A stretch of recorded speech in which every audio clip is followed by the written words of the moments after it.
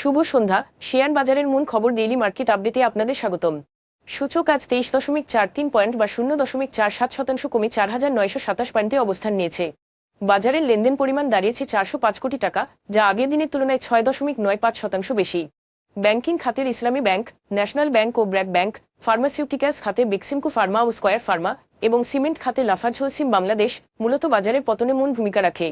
Sector ভিত্তিক রিটার্নের দিক থেকে টেক্সটাইল খাত সর্বোচ্চ 0.12% লাভ করেছে এবং টেলিযোগাযোগ খাত 0.07% দ্বিতীয় সর্বোচ্চ লাভ করে। অন্যদিকে আইটি খাত আজ সর্বোচ্চ 1.47% ক্ষতির সম্মুখীন হয়।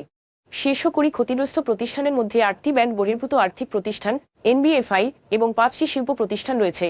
Standard ceramic, new line clothings ও জিল বাংলা সুগার মিলস সর্বোচ্চ লাভ করেছে।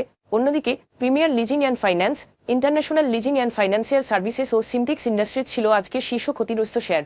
এইসব শেয়ারের ক্ষেত্রে কোনো মূল্য সংবেদনশীল তথ্য প্রকাশিত হয়নি। গত 3 মাসের গড় লেনদেনের তুলনায় Zeal Bangla sugar mills, Bangladesh welding electrodes এবং বিডি থাই অ্যালুমিনিয়ামের লেনদেনের পরিমাণ আজ উল্লেখযোগ্যভাবে বৃদ্ধি পেয়েছে। এইসব শেয়ারের লেনদেন বৃদ্ধির পেছনে স্বাভাবিক কোনো তথ্য প্রকাশিত হয়নি। আজকের শীর্ষ দুটি সংবাদ, বাংলাদেশ ও জার্মানি গতকাল 160 মিলিয়ন ইউরোর দুটি চুক্তি স্বাক্ষর করেছে, যা ঢাকার একটি প্রধান পানীয় জল সরবরাহ প্রকল্পের অর্থায়ন বাড়াতে ব্যবহৃত হবে। প্রকল্পটির লক্ষ্য হল ভূগর্ভস্থ পানির উপর নির্ভরতা কমানো এবং নিরাপদ পানীয় জলের টেকসই প্রাপ্যতা নিশ্চিত করা।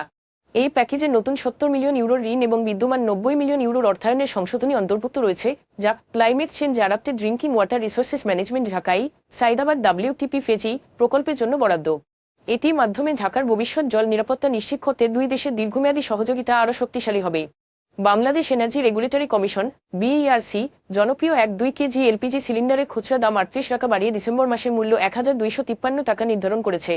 সৌদি আরামকোর কন্ট্রাক্ট প্রাইস, বৈদেশিক মুদ্রার ওঠানামা এবং ভ্যাট সমন্বয়ের প্রভাবে এই সমন্বয় করা হয়েছে।